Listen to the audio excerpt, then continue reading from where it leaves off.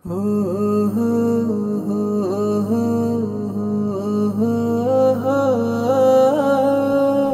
আলাইকুম ওয়া রাহমাতুল্লাহি ওয়া বারাকাতুহু।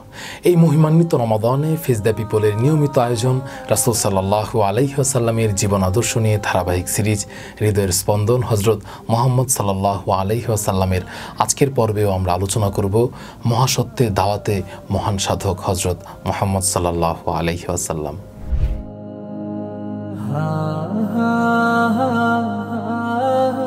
হযরত আমর ইবনে আস রাদিয়াল্লাহু তাআলা আনহু বলেন, আমার কাছে রাসূল সাল্লাল্লাহু আলাইহি ওয়াসাল্লামের চেয়ে অধিক প্রিয় আর কেউ ছিল না, আর আমার দৃষ্টিতে তার চেয়ে অধিক সম্মানিত আর কেউ ছিল না, কিন্তু আমি কখনো পূর্ণ নজরে তাকে দেখতে সক্ষম হইনি তার মর্যাদা ও ভয়ের কারণে। কেউ যদি আমার কাছে তার চেহারা মুবারকের বর্ণনা জিজ্ঞেস করে, তবে আমি তা বর্ণনা করতেও সক্ষম নই। হুদাইবিয়ার সন্ধির সময় কুরাইশ অধিপতি ছিল উরওয়া ইবনে মাসউদ। সে রাসূল সাল্লাল্লাহু আলাইহি ওয়াসাল্লামের প্রতি সাহাবাদের সম্মান প্রদর্শন দেখে বিশ্ব আবির্ভূত হয় এবং নিজ সম্প্রদায়ের কাছে গিয়ে বলে, আমি পারস্য অধিপতির কাছে গিয়েছি, রোম সম্রাটের কাছেও গিয়েছি, আবিসিনিয়ার বাদশাহের কাছেও গিয়েছি, কিন্তু আল্লাহর কসম, মুহাম্মদকে তার সঙ্গীদের যেরূপ সম্মান ও শ্রদ্ধা করতে দেখেছি তার কোথাও দেখিনি। হযরত উসমান রাদিয়াল্লাহু তাআলা আনহুকে মক্কার কুরাইশরা কাবা শরীফ তওয়াফ করার প্রস্তাব দিলে তিনি বললেন, রাসূল সাল্লাল্লাহু আলাইহি ওয়াসাল্লাম তওয়াফ না করা পর্যন্ত আমি তওয়াফ করতে পারি না। এই ঘটনা ছিল হুদাইবিয়ার সময়। হযরত জাফর ইবনে মুহাম্মদ রাহিমাহুল্লাহর কাছে নবী করিম সাল্লাল্লাহু আলাইহি ওয়াসাল্লামের নাম নিলে প্রিয় নবীর সম্মানার্থে তার মধ্যে পরিবর্তন দেখা যেত, এমনকি তার চেহারার রঙও বদলে যেত।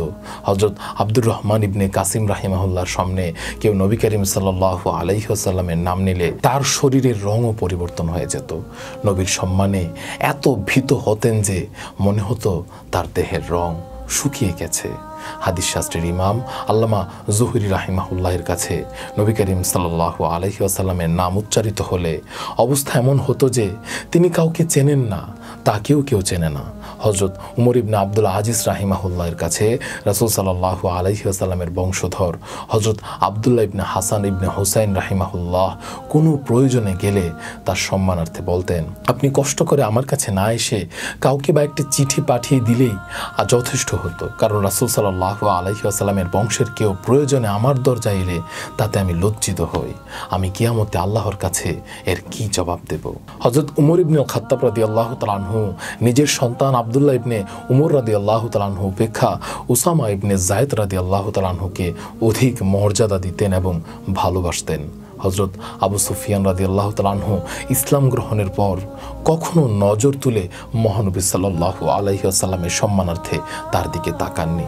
সবশেষে যা বলার তা হলো, মহানবী সাল্লাল্লাহু আলাইহি ওয়াসাল্লাম পৃথিবীর সকল শ্রেণীর, সকল এলাকার, সকল যুগের, সকল লোকের জন্য যে আদর্শ রেখে গেছেন তা মেনে চললেই বিশ্ববাসী লাভ করতে পারবে হিদায়াত, সাম্য ও ভ্রাতৃত্ব। এক কথায় তারা দুনিয়া ও আখিরাতের কামিয়াবি ও সফলতা অর্জন করতে সক্ষম হবে।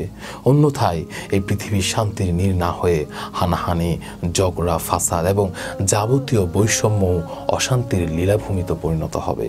আসুন আমরা তার সুন্নাহের আলোতে পথ চলি, তার আদর্শকে ভালোবাসি এবং জীবনকে গড়ে তুলি ইসলামের সোনালী নির্দেশনায়। এ রমজানে আমাদের স্লোগান হোক, যদি তুমি রাসূল সাল্লাল্লাহু আলাইহি ওয়াসাল্লামকে অনুসরণ করো তবে তুমি হেদায়েত পাবে।